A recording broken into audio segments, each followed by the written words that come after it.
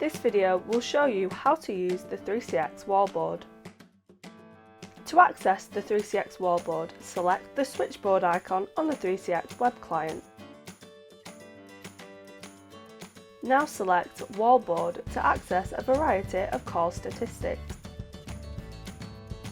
On the Wallboard, you can view the number of calls waiting, the average talk time, the number of answered or abandoned calls, number of busy agents and the total calls.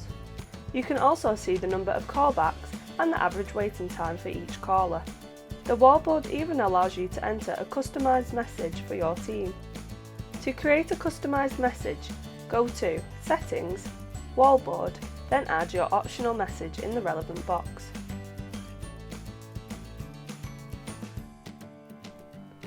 Your message will now appear on the 3CX Wallboard.